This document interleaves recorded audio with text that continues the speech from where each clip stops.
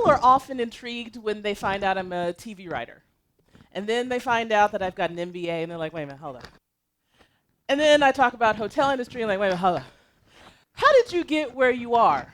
And my attempts to sort of backtrack and explain my story leave them even more befuddled, because I am not supposed to be here. Based on where I started, I'm supposed to be running a high-end spa in the Caribbean. You know, one of those places written by Travel and Leisure and Essence magazine. I'm supposed to be there, my skin burnished by the sun, drinking coconut water, my body fleek from doing yoga by the beach, having sex with my husband, LL Cool J. Not the CBS LL Cool J, but the grimier mama said knock you out version. I am not supposed to be here. I had a plan that I was following. I graduated from Cornell University's hotel school, the top program in the world, go Big Red.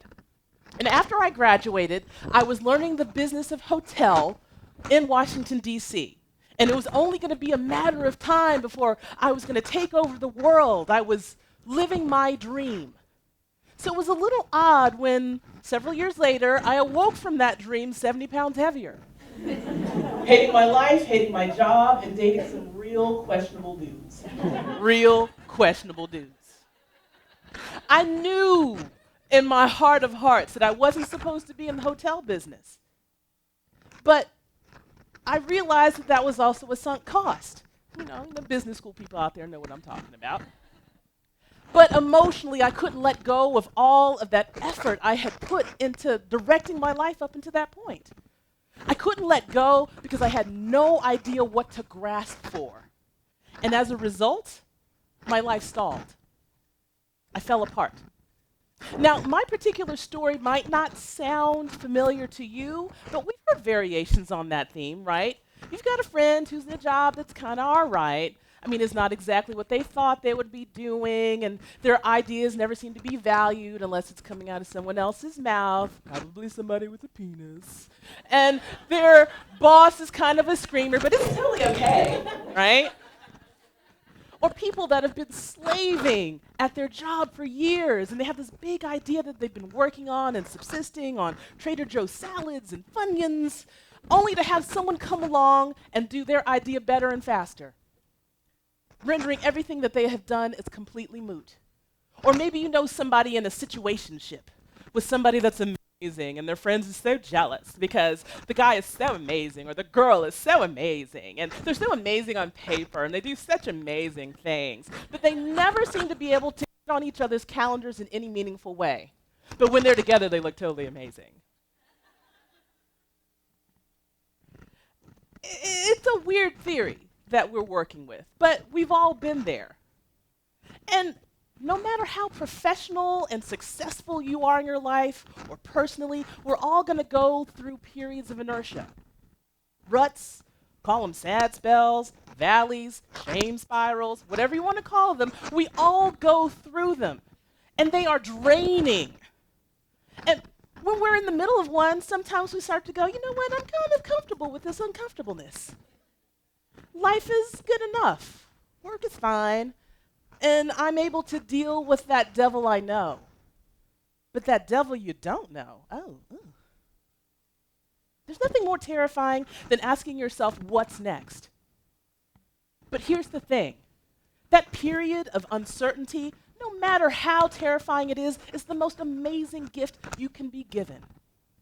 It forces you to stop worrying about what happens beyond the horizon and focus on becoming present to yourself.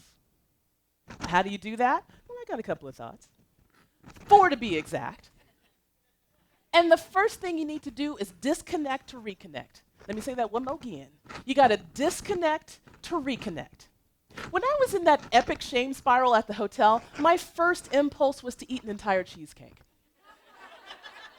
Because often my first impulse is to eat an entire cheesecake.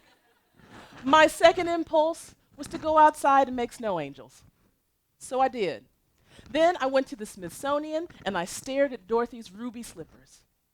Then I went to Rock Creek Park and I closed my eyes and I listened to nature. And then I went and I danced to the aisles of Muzak in my grocery stores.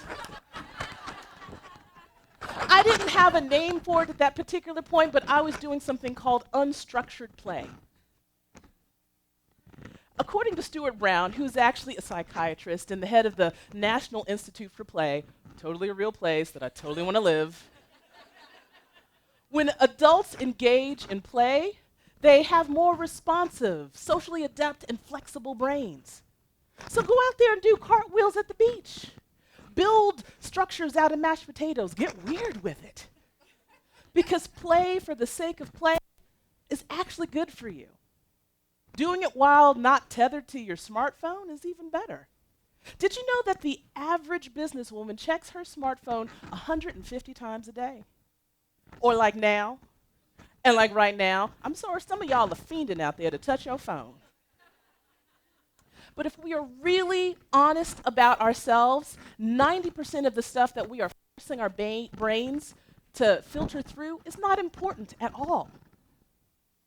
So put the phone down. It's okay to be by yourself.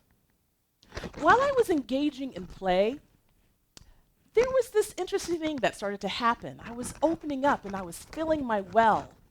I started doing things like skeet shooting and jewelry making. And I was open to sharing my life with others. Yes, because those two things come together. And that leads me to my second point. Enroll others in your enthusiasm. You can invite people to enjoy and join you in crazy stuff that you're involved in. You can also just ask people for moral support as you work on yourself. Hey girl, I'm going through some things. I just need you to love me from afar. Whoop, whoop, I got you. That's all you need sometimes. So after a large period of time, my well was filled. I was bursting at the seams with experiences, sights, and sounds, and connections.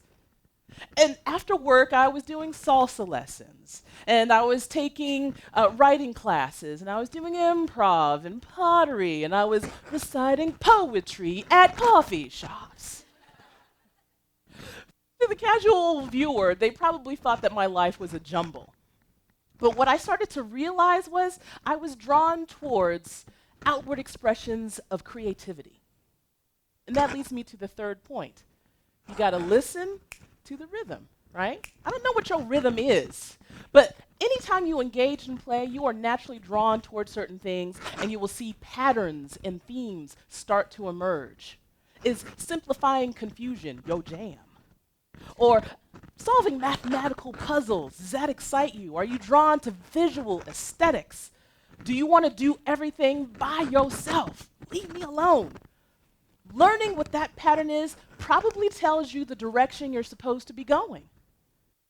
I decided that, okay, I like visual expressions, creativity, outward, blah, blah, blah. Maybe I should get into this entertainment jam.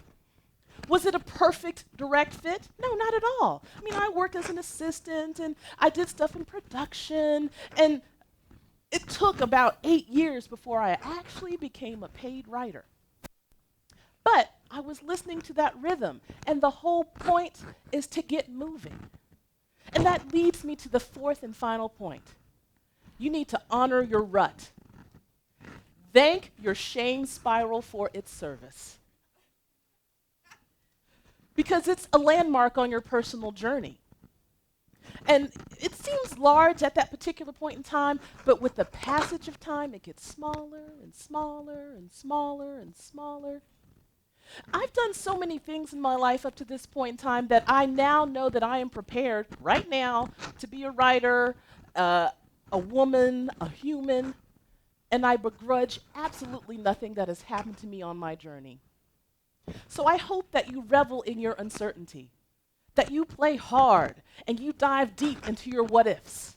Girl, pick up that machete and cut yourself a swath through unfamiliar terrain.